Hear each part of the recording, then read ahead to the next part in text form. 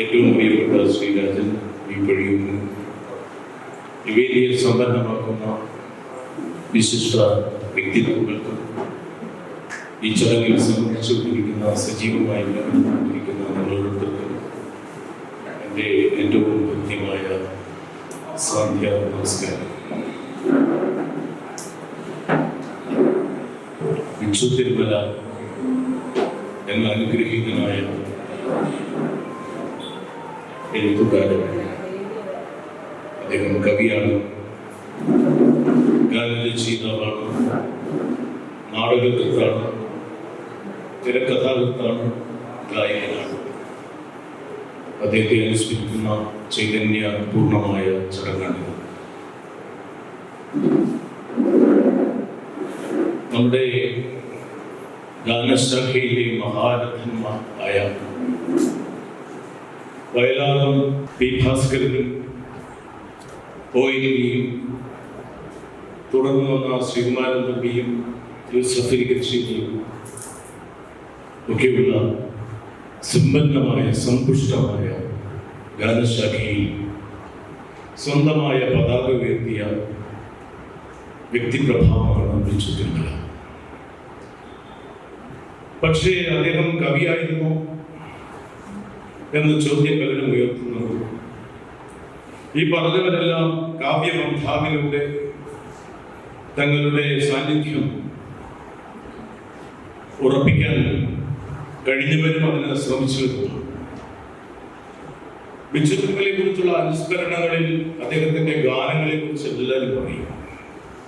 പക്ഷെ അദ്ദേഹത്തിന്റെ കവിതകളെ കുറിച്ച് ആരും പറയും എന്നെനിക്ക് തോന്നുന്നില്ല. അദ്ദേഹത്തിന്റെ ആദ്യത്തെ കവിതാ സമാഹാരത്തിന്റെ പേര് ഞാൻ പറയാം. അനുസരണയില്ലാത്ത മനസ്സ് എന്നാണ്. ശ്രീ വിച്ചു തിരുമലയുടെ രൂപം ഓർമ്മയുള്ളവർക്കും ഓർക്കുന്നവർക്കും മനസ്സിൽ നിറഞ്ഞു നിൽക്കുന്നവർക്കും ഇപ്പോൾ മറ്റൊരു കാര്യം ഓർമ്മയുണ്ടാവും, ഓർമ്മയിലേക്ക് വരുന്നുണ്ടാവും. അദ്ദേഹത്തിന്റെ മുടി അനുസരണയില്ലാത്തതാണ്. അതിങ്ങനെ മാറി മുഖത്തേക്ക് കിടക്കുകയും ആ മുടി അദ്ദേഹം തെറ്റിമാറ്റുകയും വീണ്ടും അത് വീഴുകയും അങ്ങനെ അദ്ദേഹത്തിന്റെ അനുസരണയില്ലായ്മയുടെ ഒരു ആഡംബര ബിംബമായി ആ മുടി കിടക്കാൻ പറ്റും. ആ മുടിയെ കുറിച്ച് ഈ കവിതയ്ക്ക് വീഴുന്നുണ്ട്. അനുസരണയില്ലാത്ത മനസ്സ്. അതിലെ രണ്ട് വരികൾ എന്റെ മനസ്സിൽ അന്നേ പതിഞ്ഞതാണ്. അതിന് മുമ്പും പിമ്പുമുള്ള വരികൾ അടുത്ത കാലം വരെ എന്റെ ഓർമ്മയിൽ ഉണ്ടായിരുന്നതുമാണ്. വരികൾ ഇതാണ്: സുഖമെന്തു സുഖമായിരുന്നിന്ദുകല നിന്റെ അതിലോല നഖലീല പോലും. സുഖം എന്തു സുഖമായിരുന്നിന്ദുകല നിന്റെ അതിലോല നഖലീല പോലും. കവിത എഴുതാൻ നമുക്ക് ആ വാഗ്മയ ശില്പത്തിന്റെ ചാരുതയും അതിന്റെ സൗന്ദര്യ ദീപ്തിയും എത്ര മനോഹരമാണ്, എത്ര ഹൃദ്യമാണ്, എത്ര ഹൃദയാവർജകമാണ്. വിച്ചു തിരുമലയുടെ ഈ പുസ്തകത്തെ കുറിച്ച് ഗ്രന്ഥാലോകത്തിൽ ഞാൻ എഴുതി. അതിനിങ്ങനെ ഒരു ശീർഷകം കൊടുത്തു: മലയാള കവിതയിൽ ഒരു അതിലോല നഖലീല. ഗ്രന്ഥാലോകം ആയതുകൊണ്ട് എത്തേണ്ടിടത്തൊക്കെ അത് എത്തി. പിന്നീട് കണ്ടപ്പോൾ മലയാളത്തിന്റെ നിത്യാഭിമാന നക്ഷത്രമായ, ഞാൻ അങ്ങനെ പറഞ്ഞു നിർത്തുന്നുള്ളൂ, ഡോക്ടർ സുമാർ എഴുതിയോട് എന്നോട് ചോദിച്ചു, വളരെ വാത്സല്യോട് ചോദിച്ചു, സുദർശൻ, ഞാൻ ആ ലേഖനം കണ്ടുകിട്ടു, എന്തിനാണ് അങ്ങനെ ഒരു ശിക്ഷ കൊടുത്തത്? എന്തിന് സാർ? ഇല്ല, എന്താണ് മലയാള കവിതയിൽ ഒരു അതിലോല നഗരി. അതിനെന്താ സാർ? ഈ നഗരിയിലാണെന്ന് പറഞ്ഞു മാറുന്നതല്ലേ, ചൊറിയാതില്ലേ? ഇപ്പൊ മലയാള കവിതയിൽ അങ്ങനെയാണ് ഉദ്ദേശിച്ചത്. പക്ഷെ ഞാൻ മാഷോട് പറയേണ്ടി വന്നു, അല്ലെങ്കിൽ പറഞ്ഞു, സാർ അത് സാർ ഉദ്ദേശിച്ചത് നഖമുദ്രയാണ്, ഇത് നഖലീലയാണ്. നഖലാളനം എന്ന് അദ്ദേഹം ഒരു പാട്ടിൽ എഴുതിയിട്ടുണ്ട്. നഖലാളനം, നഖം കൊണ്ട് പലതും ചെയ്യാം, ചൊറിയുക മാത്രമല്ല. നഖലാളനത്തെ കുറിച്ച് ഞാൻ കൂടുതൽ മാഷോട് ബോധപൂർവ്വം സംസാരിച്ചില്ല, അദ്ദേഹം അഭിഷേകിക്കുകയും ചെയ്തു. ഈ കവിതയ്ക്ക്, ഈ പുസ്തകത്തിന്റെ പേര് വിച്ചു തിരുമലയ്ക്ക് സാഹിത്യ ലോകത്ത് നിന്ന് ആദ്യത്തെ അവാർഡ് കൊടുത്തത് വാമദേവൻ എഴുതുന്ന അവാർഡ് എന്ന അവാർഡാണ്. അതിലെ ഒരു വിധികർത്താവായിരിക്കുവാനും എനിക്ക് അവസരവും സൗഭാഗ്യവും കിട്ടി. ആ അവാർഡ് അദ്ദേഹത്തെ ത്രസിപ്പിച്ചു, ഹരമുട്ടു അദ്ദേഹം. കാരണം 1981-ലും 91-ലും ഗാനരചനയ്ക്ക് അവാർഡ് കിട്ടിയെങ്കിലും എഴുത്തിന്റെ മേഖലയിൽ, എഴുത്തിന്റെ ആ അടിയൊഴുക്ക് പോകുന്ന സാഹിത്യത്തിന്റെ വെള്ളനിലത്തിൽ അദ്ദേഹം അംഗീകരിക്കപ്പെട്ടിരുന്നില്ല. അതുകൊണ്ട് തന്നെ വാമദേവൻ അവാർഡ് എഴുതുന്നതിൽ കിട്ടിയപ്പോൾ അദ്ദേഹം അതിൽ അത്യധികമായി ആഹ്ലാദിക്കുകയും ആവേശം കൊള്ളുകയും ചെയ്തു. അടുത്ത ദിവസത്തെ പത്രങ്ങളിലെല്ലാം ഈ അവാർഡിന്റെ അംഗീകാരത്തിനും അപ്പുറത്തേക്ക് അതിന്റെ യശസ് ഉയർത്തുന്ന വിധത്തിൽ നമ്മുടെ മുഖ്യധാര പത്രങ്ങളുണ്ടല്ലോ, ആ പത്രങ്ങൾ ബിച്ചു തിരുമലയുടെ ചിത്രത്തോടെ ബിച്ചു തിരുമലയ്ക്ക് വാമദേവൻ എഴുമംഗലം അവാർഡ് എന്ന് വെണ്ടക്കെത്തി. അത് ആ അവാർഡിന്റെ ഖ്യാതിക്കും അപ്പുറത്ത് ബിച്ചു തിരുമലയോടുള്ള ആ അദമ്യമായ സ്നേഹത്തിന്റെ മുദ്രയായി മാറുകയായി. അദ്ദേഹം ഒരുപാട് കവിത എഴുതി, പിന്നെ പുസ്തകം എഴുതി. കാലത്തിന്റെ കണക്ക് പുസ്തകം എന്നൊരു കാവ്യ പുസ്തകം അദ്ദേഹം എഴുതി. ഇതൊക്കെ വായിക്കപ്പെട്ടു, കാണേണ്ടവർ കണ്ടുപോകും എന്ന ചോദ്യം അവശേഷിക്കും. ഞാനും ശ്രീ ബാലുക്കിരി അദ്ദേഹത്തിന്റെ ജ്യേഷ്ഠ സഹോദരനാണ്. ഞങ്ങൾ തമ്മിലുള്ള ബന്ധം ദശാബ്ദങ്ങൾ നീളുന്നതാണ്. അദ്ദേഹത്തിന്റെ നമ്മുടെ സുബ്രഹ്മണ്യ സ്വാമി ക്ഷേത്രത്തിനടുത്തുള്ള ആ പഴയ പ്രാചീനവും കുലീനവുമായ ഗ്രഹത്തിൽ വെച്ച് അതിന്റെ തലയോട് നിർത്തിയ ആ മുറിക്കുള്ളിൽ വെച്ച് കുടജാത്രയെ കുറിച്ച് ഒരു ഡോക്യുമെന്ററി എടുക്കാൻ ഞങ്ങൾ ഒത്തുകൂടിയതൊക്കെ എത്ര സുരക്ഷിതമായ ഓർമ്മകളാണ്. അന്ന് ഈ സ്ക്രിപ്റ്റ് റൈറ്റിങ്ങിനെ കുറിച്ചൊക്കെ ഞങ്ങൾ സംസാരിക്കുമ്പോൾ രാജനും വിനുവും, പിന്നീട് രാജൻ കിരിയത്തും വിനു കിരിയത്തുമായ അദ്ദേഹത്തിന്റെ ആ സഹോദരന്മാരോടുള്ള അനുജന്മാരോടുള്ള വാത്സല്യം, രാജൻ വിനു വാ എന്നിരിക്കും, ഇവിടെ നമ്മൾ സ്ക്രിപ്റ്റിനെ കുറിച്ചാണ് സംസാരിക്കുന്നത്, നിങ്ങൾ വന്നിരിക്കുക എന്ന് പറയുന്നതും ഒക്കെ ഞാൻ ഓർക്കുകയാണ്. എന്നേക്ക് തിരക്കഥയുടെ ആദ്യ പാഠങ്ങൾ പറഞ്ഞു തന്നത് അദ്ദേഹമാണ്. ഞാൻ വലിയൊരു തിരക്കഥാകൃത്തായോ ഇല്ലയോ എന്നുള്ളത് വേറെ കാര്യം. അന്ന് അദ്ദേഹം പറഞ്ഞ ഒരു വാചകവും ഒരു പുസ്തകവും എന്റെ ഓർമ്മയിലുണ്ട്. സുദർശൻ നിർബന്ധമായിട്ടും 5 C's of cinematography എന്ന പുസ്തകമായിട്ട് 5 C's of 5 C of cinematography. ഞാനത് വായിച്ചില്ല, നമുക്ക് മനസ്സിലായല്ലോ. അപ്പോൾ C.A. ഗോപാലകൃഷ്ണ സാറിനെ കുറിച്ച് പറഞ്ഞു. എന്തുകൊണ്ടാണ് ബിച്ചു തിരുമല ഇങ്ങനെ അന്നമക്കുള്ള സുന്ദരമായി കവിതകൾ എഴുതിയത്, ഗാനങ്ങൾ എഴുതിയത്? അദ്ദേഹത്തിന്റെ പാരമ്പര്യം അതാണ്. C.A. ഗോപാലകൃഷ്ണ സാറിനെ കുറിച്ച് അദ്ദേഹത്തിന്റെ ജന്മശതാബ്ദിക്ക് തിരുവനന്തപുരത്ത് ഏറ്റവും വലിയൊരു സമ്മേളനം 80കളിൽ സംഘടിപ്പിച്ചത് ഞാൻ കൂടി ഭാഗവാക്കായ ഒരു പ്രസ്ഥാനമാണ് നാട്ടരങ്ങാണ്. അന്ന് ജീവിച്ചിരുന്ന മഹാരഥന്മാർ, ഈ ചിത്രങ്ങളിലുള്ളവരെല്ലാം, എല്ലാം എന്ന് പറയുന്നില്ലെങ്കിലും ഇതിൽ മിക്കവരും അന്ന് അതിൽ പങ്കെടുത്തിരുന്നു. അന്ന് ആ മീറ്റിംഗിന്റെ കൃതജ്ഞത പറയുന്ന ദൗത്യമായിരുന്നു എനിക്ക്. പക്ഷെ ഏറ്റവും അധികം ആളുകളെ സദസ്സിനെ കിട്ടിയത് കൃതജ്ഞത പറയുന്ന സമയത്താണ്. കാരണം അതിനുശേഷമായിരുന്നു മേനകയുടെ, സിനിമാനദി മേനകയുടെ നൃത്തം. അതുകൊണ്ട് ധാരാളം ആളുകൾ ആ സമയത്തുണ്ടായിരുന്നു. ഞാൻ ആ സമയം മുതലാക്കി ചെയ്തു. അഭിനയത്തിന്റെ സുവർണ സിംഹാസനങ്ങൾ അലങ്കരിച്ച ശ്രീമതി മേനകയുടെ നൃത്യങ്ങളിലേക്ക് സ്വാഗതം ചെയ്യുന്നത് കൂടി പറഞ്ഞുകൊണ്ടാണ് ഞാൻ എന്റെ കൃതജ്ഞത അവസാനിപ്പിച്ചത്. സ്വാഗതം കൂടിയായി. ചെറുപ്പക്കാരൊക്കെ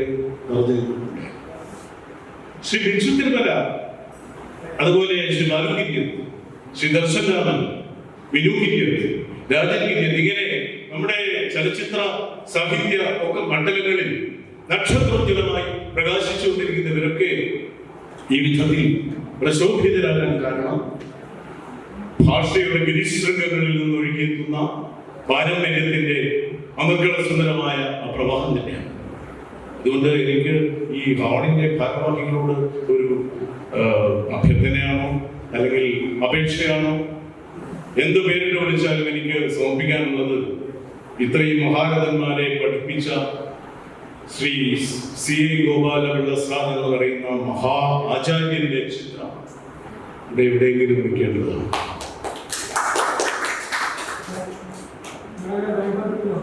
ഉണ്ട്, പക്ഷെ ഇവിടെയും വയ്ക്കണം. അദ്ദേഹത്തെ അവിടെ പോയി കണ്ടെന്ന് വരില്ല. അതുകൊണ്ട് അദ്ദേഹത്തിന്റെ ചിത്രം ഇവിടെ കൂടെ വയ്ക്കുകയോ അതിനെ കൊണ്ട് മാറ്റുകയോ ചെയ്യുന്നത് നന്നായിരിക്കും എന്ന് എനിക്ക് ഈ അവസരത്തിൽ തോന്നുന്നു. അത് നിങ്ങളുടെയും ഭാരവാഹികളുടെയും സമഗ്രമായ പരിഗണനയ്ക്കായി സമർപ്പിക്കുന്നു. വിശുദ്ധ തിരുമലയുടെ ഗാനങ്ങളെ കുറിച്ച് ഞാൻ അധികം പറയുന്നില്ല. അദ്ദേഹത്തിന്റെ ഗാനത്തിൽ സാഹിത്യമുണ്ട്, സാന്ദർഭികമായി എഴുതേണ്ടി വന്ന ഗാനങ്ങളുണ്ട്, ഫലിതമുണ്ട്, ചടുല താളത്തിലുള്ളതുണ്ട്. എക്കാലത്തും ആളുകൾക്ക് സ്വീകരിക്കാൻ അവരുടെ ഹൃദയത്തിൽ വെച്ച് ഹൃദയത്തോട് ഉരുമ്മി നിൽക്കുന്ന ഗാനങ്ങളുണ്ട്. കാരണം മറ്റാർക്കും കിട്ടാത്ത ഒരു അവസരം അദ്ദേഹത്തിന് കിട്ടി. വ്യത്യസ്ത തലമുറകളിൽപ്പെട്ട സംഗീത സംവിധായകന്മാരുമൊത്ത് സംഗീതജ്ഞന്മാരുമൊത്ത് ഇടപെടുവാനും അതിൽ വിജയിക്കുവാനും ഇളയരാജ ഉൾപ്പെടെ, ദേവരാജൻ മാഷ് ഉൾപ്പെടെ, A.T. ഉമ്മർ ഉൾപ്പെടെ അങ്ങനെ ഒരു നിര, ഷാമിന്റെയും ഒക്കെ രവീന്ദ്ര മാസ്റ്ററുടെയും ഒക്കെ ഒരു വലിയ നിര, അതൊന്നും പരാജയപ്പെട്ടില്ല. ജലശംഖ് പുഷ്പം ചൂടും കടലോര തീരം എന്നൊക്കെ പാട്ടിൽ എഴുതുമ്പോൾ അത് കാവ്യസാഹിത്യമാണ്. ജലശംഖ് പുഷ്പം എന്ന് പറയുമ്പോൾ തന്നെ കടലിന്റെ അഗാധ നീലിമയും ശംഖുപുഷ്പത്തിന്റെ നീലിമയും അതിന്റെ സമ്മിശ്രമായ ഒത്തുചേരലും അത് ചാലിച്ചുകൊണ്ടുള്ള ആവിഷ്കാരവും ഒക്കെ വരുമ്പോൾ ഇതൊരു മനോഹാരിതയാണ്. മൈനാകം കടലിൽ നിന്ന് ഉയരുന്നു എന്ന് ചോദിക്കുമ്പോൾ ദേവരാജാവ് വെട്ടി വീഴ്ത്തിയ മൈനാക പർവ്വതം കടലിൽ നിന്ന് ഒരു ഉയർപ്പിന്റെ ഒരു തെരഞ്ഞെടുപ്പിന്റെ സ്വരൂപത്തിൽ വരുമ്പോൾ മനുഷ്യ മോഹങ്ങളുടെ ഉയർത്തെഴുന്നേൽപ്പായി അതിന്റെ ഭാവനയുടെ ചെറുക്കുകളായി അത് മാറുകയാണ്. ആനകളില്ലാതെ അമ്പാരിയില്ലാതെ മനസ്സിൽ ആറാട്ട് നടത്തുന്നത് സങ്കല്പിക്കുന്നത് എത്ര ഹൃദ്യമാണ്.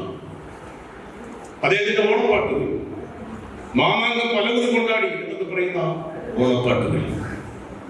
പക്ഷെ എന്നെ സ്വാധീനിച്ചത് ഈ പറഞ്ഞ ഗാനങ്ങളെക്കാൾ ഏറെ എന്നെ സ്വാധീനിച്ചത് അവളുടെ രാവുകൾ എന്ന ചിത്രത്തിലെ രാഗേന്ദു കിരണങ്ങൾ ഒളിവീശിയില്ല, രജനീകതമ്പങ്ങൾ വെടിചെമ്മിയില്ല എന്ന് പറയുന്ന മദനോത്സവങ്ങൾക്ക് നിറമാല ചാർത്തി മനവും തനുവും മരുഭൂമിയായി നിദ്രാവിഹീനങ്ങളല്ലോ എന്നും അവളുടെ രാവുകൾ. ഞാൻ എനിക്ക് ചോദിച്ചു, അദ്ദേഹത്തോട് ചോദിച്ചു, ഈ വരികൾ അതിനെ എഴുതി ആ കഥയിലെ ആ സിനിമയിലെ ആ കഥാനായികയുടെ മുഴുവൻ സ്വത്തും ഇതിനകത്തുണ്ടല്ലോ, എങ്ങനെ എഴുതാൻ പറ്റി കിട്ടുന്നു എന്ന് പറഞ്ഞു. വാസവദത്തയായിരുന്നു എന്റെ മനസ്സിൽ. വാസവദത്തയുടെ ഒരു ജീവിതമുണ്ട്. അപ്പൊ അത് കുമാരനാശാന്റെ ഒരു നിത്യനായികയെ അദ്ദേഹം മനസ്സിൽ ആവാഹിച്ചുകൊണ്ട് സ്വാംശീകരിച്ചുകൊണ്ട് അദ്ദേഹം ഇപ്പൊ വേറെയായി. കുമാരനാശന്റെ വാസവദത്തയിലെ ഒരു ഭാഗം മനോഹരമായ ഒരു ഗാനമായി മാറിയിട്ടുണ്ട്. എന്തിനീ ചിലകൾ, എന്തിനീ കൈവളകൾ, എൻ പ്രിയൻ എന്നരികിൽ വരില്ലയെന്ന്. അശന്റെ വരികളുടെ രൂപാന്തരമാണ്. വ്യർത്ഥമായി തോന്നുന്നു സഖി ഇവൻ കാണാതെ എനിക്കുള്ള നൃത്തഗീതാദികളില്ല നൈപുണി പോലും എന്ന് വാസവദത്ത തോഴിയോട് പറയും. തോഴി പറഞ്ഞയച്ചിരിക്കുകയാണ് ഉപഗുപ്തന്റെ അടുത്തേക്ക്. അവൾ വരുന്നത് കാത്തിരിക്കുകയാണ്. ഫലിച്ചിതോ സഖി നിന്റെ പ്രയത്നമല്ലേ, രസം കലർന്നിതോ ഫലം ചൊല്ലുക കനിയായതോ, വിവിധ ദേശത്തിൽ തന്നെ വചിച്ചിതോ സഖി എന്റെ വിവക്ഷിതം അറിഞ്ഞെല്ലാം പറഞ്ഞു തോന്നി ദുഃഖണ്ടാവുകയായി ചോദിക്കുകയാണ്. പുള്ളിക്കാരി പറയുന്നു, സമയമായില്ലെന്നാൽ വിമനസ്സായി ഉരയ്ക്കുന്നു സ്വാമിനി വിഷമം എന്നൊക്കെയാണ് പുള്ളിക്കാരി പറയുന്നത്. അന്നേരം വാസവദത്ത പറയുന്ന വരികളാണ്. വ്യർത്ഥമായി തോന്നുന്നു സഖി, വ്യർത്ഥമായി തോന്നുന്നു സഖി അവൻ കാണാതെ എനിക്കുള്ള നൃത്തഗീതാദികളില്ല നൈപുണി പോലും, അർത്ഥഭാണ്ഡങ്ങൾ തൻ കനം കുറഞ്ഞു പോകുന്നു, തൊഴി തനു താങ്ങി തൻ വില ഇടിഞ്ഞിടുന്നു. ഇതൊക്കെ കവിതയിലുള്ള കവിതയിലൊക്കെ ഇങ്ങനെ ബിംബസുന്ദരമായി കാവ്യബദ്ധുരമായി അവതരിപ്പിക്കാം. പക്ഷേ അത് ഗാനത്തിൽ വന്നപ്പോൾ കണ്ടോ നാല് വരി, എന്തിനീ ചിലവുകൾ, എന്തിനീ കൈവളകൾ, എൻ പ്രിയൻ എന്നരികിൽ വരില്ലെങ്കിൽ. അതുപോലെയാണ് അദ്ദേഹം രാഗേന്ദു കിരണങ്ങൾ ഒളിവീശിയില്ല, രജനീകതമ്പങ്ങൾ വെടിചിമ്മിയില്ല, മദനോത്സവങ്ങൾക്ക് നിറമാല ചാർത്തി മനവും തനുവും മരുഭൂമിയായി. കൂടുതൽ പറയുന്നില്ല. ആരോഗ്യമില്ലാത്ത കാലം, ആലംബമില്ലാത്ത കാലം, അവൾ പോലും അറിയാത്ത നേരം കാലം വന്ന് അവളുടെ കരളിനുള്ളിൽ ചെറിയ കളികൾ നടത്തിയിട്ട് പോകുമ്പോൾ, കളിയെ പെയ്തിട്ട് പോകുമ്പോൾ എന്ന് പറയുമ്പോൾ എത്ര സുന്ദരമായി അദ്ദേഹം ആ കഥാനായിക മുഴുവൻ ഒരു പാട്ടിന്റെ ഏതാനും വരികളിലൂടെ അതിന്റെ ഹൃദയത്തെയും ആത്മാവിനെയും ആവിഷ്കരിച്ചിരിക്കുന്നു. ഒറ്റക്കമ്പിനാഥം എന്ന പാട്ടെഴുതാൻ വേണ്ടി രവീന്ദ്രൻ മാസ്റ്റർ കൊടുത്ത ട്യൂണുമായി ഉറങ്ങാതെ, ലൈറ്റുമില്ലാതെ, കറണ്ടും നഷ്ടപ്പെട്ട് അദ്ദേഹം ഇങ്ങനെ കൊതുകുകളുടെ വലയത്തിൽ പെട്ട് എഴുതിയിട്ടും ആ വരണ്ട വെളിച്ചത്തിൽ മനസ്സ് വരണ്ടതായി കിടക്കുമ്പോൾ, തെളിച്ചമില്ലാതെ കിടക്കുമ്പോൾ അദ്ദേഹത്തെ വട്ടമിട്ട് മൂടുന്ന കൊതുകുകളുടെ ശബ്ദം, അതിന്റെ ഒറ്റക്കമ്പി കൊണ്ടുള്ള ആ നാദം, അതാണ് അദ്ദേഹം രവീന്ദ്ര മാസ്റ്റർ ട്യൂണിലേക്ക് സന്നിവേശിപ്പിച്ചത്. ഒറ്റക്കമ്പി നാദം മൂളും വീണാഗാനം നീ. ആര്? കൊതുക്. അങ്ങനെ കൊതുക് മലയാള സാഹിത്യത്തിലെ ചലച്ചിത്ര രംഗത്തേക്ക് കൊണ്ടുവന്നത്, ആദ്യമായി കൊണ്ടുവന്നത് ഷിബിച്ചു തിരുമലയാണ്. ഞാൻ ദീർഘമായി സംസാരിക്കുന്നില്ല, നാടക കൂട്ടിലാണ് നിങ്ങൾ. പക്ഷേ അനുഗ്രഹീതനായ ഈ എഴുത്തുകാരനെ, അദ്ദേഹം അക്കൽഗാമിയിലെ പാട്ടോടുകൂടിയാണ് പ്രസിദ്ധനായത്. രാമമുഹൂർത്തം എന്ന് തുടങ്ങുന്ന വരികൾ അദ്ദേഹം ഭജഗോവിന്ദം എന്ന ആദ്യത്തെ ഗാനത്തിൽ എഴുതിയെങ്കിലും, ആദ്യത്തെ ചിത്രത്തിൽ എഴുതിയെങ്കിലും, പ്രസിദ്ധനായത് നീലാകാശവും മേഘങ്ങളും എന്നൊക്കെ തുടങ്ങുന്ന ആ പാട്ടിലൂടെ. ഒപ്പത്തിനൊപ്പം എന്ന സിനിമയിൽ അദ്ദേഹം യേശുദാസിന്റെ ഒപ്പത്തിനൊപ്പം പാടുകയും ചെയ്തു. ഗായകനുമാണ് അദ്ദേഹം വളരെ രസികനാണ്. പ്രണയമായാലും വിരഹമായാലും തമാശയായാലും താരാട്ടായാലും എന്തായാലും അദ്ദേഹത്തിന് അതൊക്കെ പാടിക്കുന്നു. അദ്ദേഹത്തിന്റെ ഒരു കവിത കൂടി പറഞ്ഞുകൊണ്ട് ആ കവിതയിലെ ചില വരികൾ കൂടി ഓർപ്പിച്ചുകൊണ്ട് ഞാൻ നിർത്താം. അത് ഞങ്ങളുടെ ഒരു വേദിയിൽ അദ്ദേഹം ചൊല്ലിയതാണ്. അദ്ദേഹത്തിന്റെ കയ്യിൽ തന്നെ അതുണ്ടോന്ന് അറിയില്ല. അതായത് ഒരു കഥകളി ഭ്രാന്തനെ കുറിച്ചാണ്. കഥകളി ഭ്രാന്തനായ ഒരു നമ്പൂതിരി. ഈ നമ്പൂതിരിയുടെ ഭാര്യ അധ്യാപികയാണ്, ടീച്ചർ വീട്ടിൽ വരുമ്പോ ഇദ്ദേഹം കഥകളി കാണാനായിട്ടാണ്. കഥകളിയൊക്കെ കണ്ട് രാത്രി മുഴുവൻ കഥകളിയാണ്. കഥകളിയെല്ലാം കഴിഞ്ഞ് അദ്ദേഹം തിരിച്ച് വീട്ടിൽ വരുമ്പോൾ ടീച്ചർ സ്കൂളിൽ പോകാനാണ്. ഒരു കുട്ടികളില്ല, പ്രത്യേകം പറയണ്ടല്ലോ. അപ്പൊ ആ രംഗമാണ് അദ്ദേഹം അവതരിപ്പിച്ച വരികൾ എന്റെ ഓർമ്മയിലേക്ക് വരുന്നത് ഇങ്ങനെയാണ്. അങ്ങുന്നു പോകും നേരം, അങ്ങുന്നു വരും നേരം, അമ്മച്ചി യാത്രയാവും. അമ്മച്ചി വരും നേരം അങ്ങുന്നും യാത്രയാവും. പിന്നെങ്ങനെയാണ് കുഞ്ഞുങ്ങൾ ജനിക്കുന്നു. ഇങ്ങനെയൊക്കെ കവിത എഴുതിയാൽ ആരെങ്കിലും മലയാള കാവ്യ നിരൂപക ദൃഷ്ടികൾ ഇതൊക്കെ വരുമ്പോൾ തുടങ്ങും. പക്ഷെ അതേപറ്റി മത്തായി ഒരാളുടെ പേരാണ്. മത്തായി മാത്രം നടക്കുമ്പോൾ മത്തായി യമകാലത്താണ്. ഈ വിധത്തിൽ അദ്ദേഹം വളരെ സുതാര്യമായി ഒന്നും മറച്ചു വയ്ക്കാതെ, എന്നാൽ ഭാഷയുടെ നിസർഗബദ്ധമായ വഴികളിലൂടെ, വഴിത്താരകളിലൂടെ സഞ്ചരിക്കുകയും സ്വന്തം മുദ്രകൾ നിർത്തുകയും, എന്റെ ജ്യേഷ്ഠ സുഹൃത്ത് ശ്രീ ബാലകിരി അദ്ദേഹം പറഞ്ഞതുപോലെ ഈ സംഗീത ശാഖയെ, ഗാനശാഖയെ ജനകീയവൽക്കരിക്കുകയും ചെയ്തിട്ട് മടങ്ങിയിരിക്കുന്നു. അദ്ദേഹത്തിന്റെ ഓർമ്മകൾക്ക് മുമ്പിൽ ആദരപുഷ്പങ്ങൾ അർപ്പിച്ചുകൊണ്ട് എന്റെ വാക്കുകൾ ശരിക്കും.